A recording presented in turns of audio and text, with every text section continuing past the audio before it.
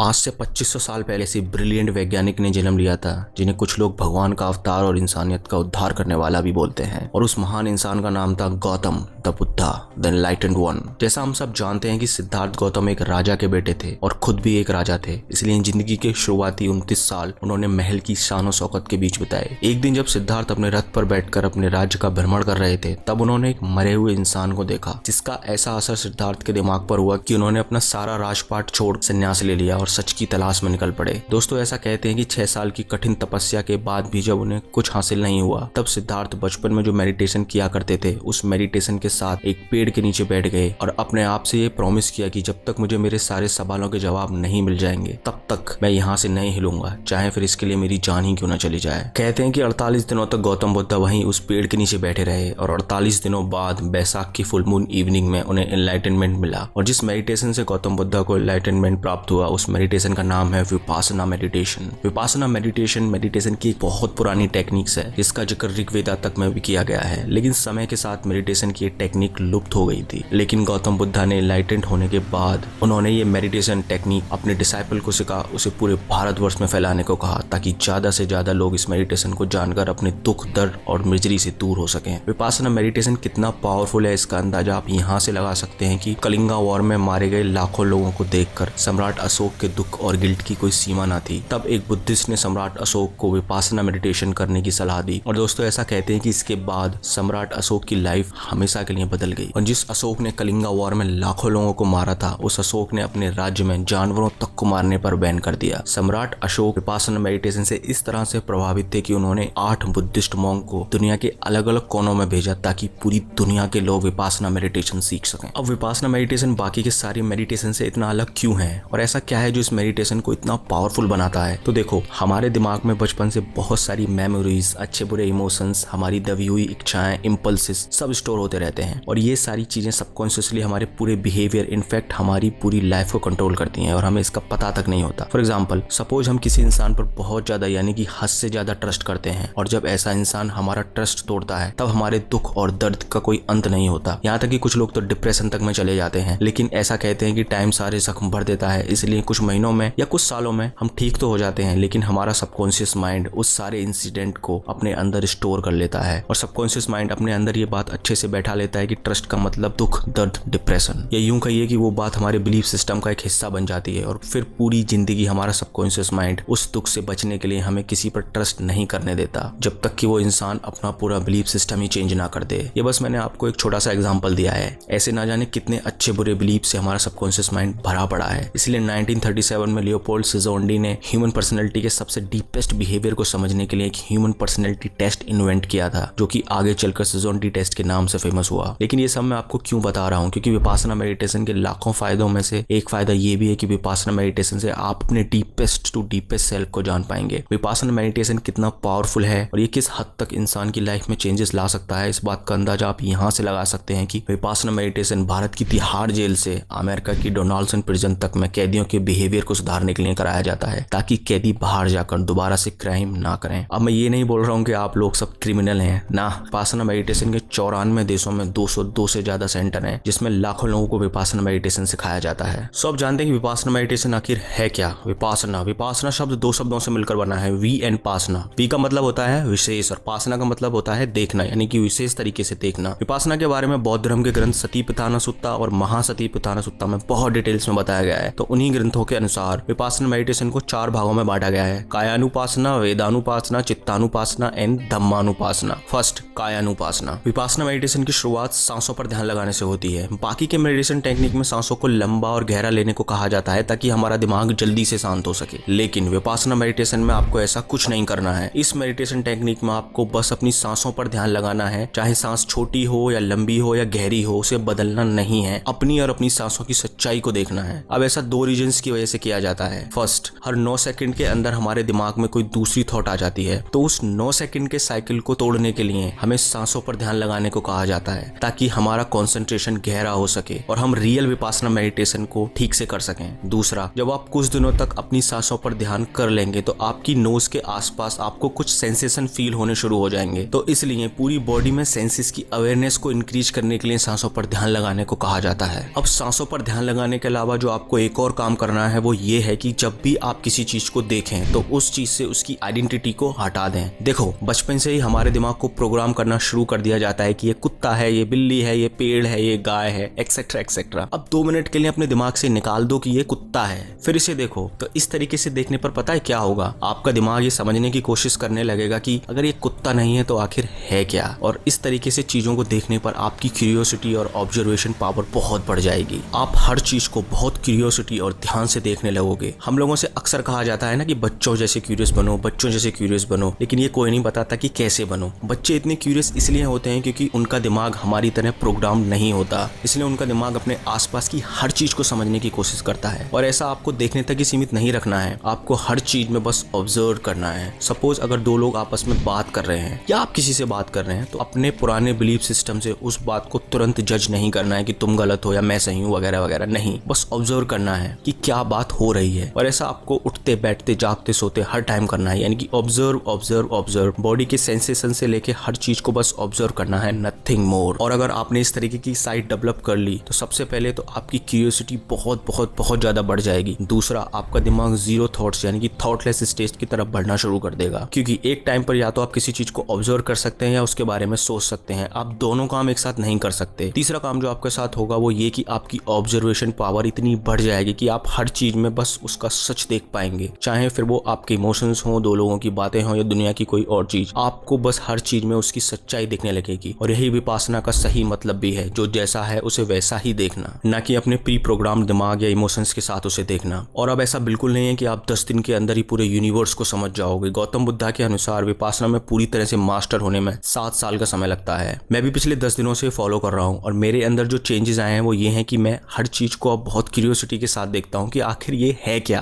और सेकंड, मुझे हर चीज को देखकर अब ग्रेटिट्यूड की फीलिंग आने लगी है, क्योंकि अब मैं अपने दिमाग से बाहर निकलकर अपने आसपास की दुनिया को ऑब्जर्व कर रहा हूँ, जो कि बहुत खूबसूरत है। तीसरा एक्सपीरियंस जो इस तरह से देखने का मुझे हुआ है वो ये कि मुझे फील होने लगा है कि I know nothing about this vast universe. सड़क पर पड़े पत्थर को देखकर ये बोल देना कि ये पत्थर है बहुत आसान है। अगर उसी पत्थर से उसकी आइडेंटिटी हटा दी कि ये पत्थर है, तो घंटों तक उस पत्थर को देखते रह जाओगे, लेकिन ये समझ नहीं पाओगे कि आखिर है क्या। देखो, मैं इस एक्सपीरियंस को वर्ड्स में पूरी तरीके से नहीं समझा सकता, क्योंकि वर्ड्स की अपनी एक लिमिटेशन होती है। आप इस चीज को खुद से एक्सपीरियंस करें और मैं आपको गारंटी दे सकता हूँ कि ये सच में एक बहुत कमाल का एक्सपीरियंस है। सेकंड है वेदानुपासना। वेदना यानी कि फीलिंग्स, विपासना यानी कि विशेष तरीके से देखना, यानी फीलिंग्स को विशेष तरीके से देखना। विपासना मेडिटेशन सेंटर्स या जेल में जो विपासना मेडिटेशन प्रैक्टिस कराई जाती है वो यही वेदानुपासना प्रैक्टिस कराई जाती है, क्योंकि हम और हमारा दिमाग फीलिंग्स के साथ बहुत जुड़े हुए होते हैं और हमारा दिमाग हर तरीके की फीलिंग्स पर रिएक्ट करना चाहता है। फॉर एग्जाम्पल, अगर हमें गुस्सा आता है तो हम गुस्से के हिसाब से रिएक्ट करते हैं। अगर हमें किसी चीज से अच्छी फीलिंग्स आती हैं तो हम उस फीलिंग्स को प्रोलॉन्ग करना चाहते हैं। या फिर अगर जब हमें दुख दर्द की फीलिंग होती है तो हमारा दिमाग उस फीलिंग से जल्दी निकलना चाहता है। कहने का मतलब ये है कि हमारे दिमाग में आने वाली हर थॉट पर हमारा दिमाग रिएक्ट करना चाहता है और इसी की वजह से हम अपनी इमोशंस के गुलाम बनकर रह जाते हैं। सो इसीलिए विपासना मेडिटेशन सेंटर और जेल में विपासना मेडिटेशन के कोर्सेज के दौरान एक इंसान को लगभग दिन के 11 घंटे मेडिटेशन करना होता है। अब आप खुद सोचो, 20 मिनट एक जगह बैठने पर हमारी हालत खराब होने लगती है, तो 11 घंटे मेडिटेशन करने में कितना दर्द होता होगा। और यही इस वेदानुपासना मेडिटेशन की ट्रिक है कि आपको उस 11 घंटे में होने वाले दर्द पर कुछ रिएक्ट नहीं करना, बस उसे ऑब्जर्व करना है कहाँ दर्द हो रहा है। जैसे ही आप उस दर्द को थोड़ी देर ऑब्जर्व करोगे, दर्द खत्म हो जाएगा। फिर बॉडी के किसी दूसरे पार्ट में दर्द होना शुरू हो जाएगा। जब आप उस दर्द को भी थोड़ी देर ऑब्जर्व करोगे तो वो दर्द भी खत्म हो जाएगा। इसी तरह से आपको अपनी हर फीलिंग के साथ करना होता है, चाहे वो फीलिंग्स गुस्से की हो, दुख की हो, दर्द की हो या अच्छी फीलिंग हो। जब आप इस मेडिटेशन में मास्टर हो जाओगे तो आप अपने आप में और अपनी फीलिंग्स में डिफरेंस कर पाओगे और आप समझ जाओगे कि feelings and emotions are temporary. इस स्टेट में आपको कोई भी थॉट, कोई भी इमोशंस परेशान नहीं कर सकते। आपके अंदर समता की भावना आ जाएगी, यानी कि आपका अपने ऊपर पूरा कंट्रोल हो जाएगा। आप समझ जाओगे कि I am not my thoughts and emotions. इसलिए जेल में वेदानुपासना मेडिटेशन कराया जाता है ताकि कैदी अपने आप में और अपने इमोशंस और फीलिंग्स में डिफरेंस कर पाएं और अपनी फीलिंग्स के बस में आकर कोई उल्टा सीधा काम ना करें। हम अपनी फीलिंग्स और इमोशंस से किस तरह से चिपके हुए होते हैं, इस बात को the subtle art of not giving आगे आप समझ गए होंगे कि ऑथर मार्क मैंसन ने अपने एक topic feedback loop from hello में बहुत ही खूबसूरत तरीके से बताया है कि लेट्स सपोज हमें एक बहुत छोटी सी बात पर गुस्सा आया और तभी हमें ये रियलाइज होता है कि यार ये तो बहुत छोटी सी बात है, मैं इस बात पर गुस्सा कैसे हो सकता हूँ। सो जैसे ही आपको ये रियलाइज होगा कि आप बहुत बेकार सी बात पर गुस्सा हो रहे हैं, तब आपको फिर और गुस्सा आएगा। गुस्सा उस बात पर नहीं जो आपके साथ हुई है, गुस्सा आपको आएगा कि मैं किस तरीके का इंसान हूँ यार जो छोटी छोटी बातों पर गुस्सा करता हूँ। यानी कि आप रियल इंसिडेंट जो आपके साथ हुआ है उसे छोड़कर अपने गुस्सा पर गुस्सा करने लगोगे, जिसे author feedback loop from the hell कहते हैं। सो वेदानुपासना के अनुसार जैसे ही आपको गुस्सा आया और आपने उस गुस्से पर रिएक्ट करने की बजाय अगर उसे ऑब्जर्व कर लिया तो आप इस so called feedback loop from hello से भी बच पाओगे, जिससे धीरे धीरे आपको अपने ऊपर कंट्रोल बढ़ने लगेगा। थर्ड है चित्तानुपासना। चित्ता यानी कि मन, विपासना मतलब कि विशेष रूप से देखना, यानी कि मन को विशेष रूप से देखना। मैंने इस वीडियो की शुरुआत में बताया था कि आप विपासना मेडिटेशन के थ्रू अपने डीपेस्ट सेल्फ को जान सकते हैं, तो इसी चित्तानुपासना के थ्रू आप अपने अंदर छिपे डीपेस्ट सेल्फ को जान सकते हैं, क्योंकि चित्तानुपासना मतलब कि माइंड कॉन्टेम्पलेशन। मैंने अपनी एक वीडियो में बताया था कि हमारे दिमाग में एक दिन में लगभग 72,000 थॉट्स आते हैं और उन 72,000 थॉट में से 80 to 90% थॉट्स वेस्ट होती हैं, और ये बेकार थॉट्स हमारे ब्रेन में ठीक उसी तरह से काम करती हैं जैसे कि जब किसी नदी या तालाब में बहुत गंदगी या मिट्टी होती है तो उस नदी के तल को देखना बहुत मुश्किल होता है, लेकिन जब एक बार वो मिट्टी या गंदगी साइड हो जाती है तो हम उस नदी के धरातल तक देख पाते हैं। ठीक उसी तरह इन बेकार की थॉट्स के चलते हम अपने डीपेस्ट सेल्फ को नहीं जान पाते, क्योंकि हमारा दिमाग हर समय इन्हीं बेकार थॉट्स को सोचने में लगा रहता है। अब चित्तानुपासना मेडिटेशन के अनुसार आपको बस अपने थॉट्स को ऑब्जर्व करना है बिना रिएक्ट किए हुए। अब वो थॉट्स बहुत नेगेटिव भी हो सकती हैं या बहुत पॉजिटिव भी हो सकती हैं, लेकिन आपको उन थॉट्स पर कोई रिएक्शन नहीं देना है। थोड़े ही दिनों में आप समझ जाओगे कि आपको किस तरीके के थॉट्स आते हैं। आपको समझ आने लगेगा कि कौन सी थॉट्स बेकार हैं और कौन सी इंपॉर्टेंट। और जब आपका ऑब्जर्वेशन गहरा होता जाएगा तब आप अपने दिमाग के हैबिट पैटर्न्स समझने लगोगे, अपने दिमाग की इंपल्सेस, अपने दिमाग की क्रेविंग्स समझने लगोगे। लेकिन इन सब थॉट्स को भी आपको बस ऑब्जर्व करते जाना है और धीरे धीरे ये सारी थॉट्स आपके दिमाग से खत्म होने लगेंगी और आपको समझ आने लगेगा कि even I am not my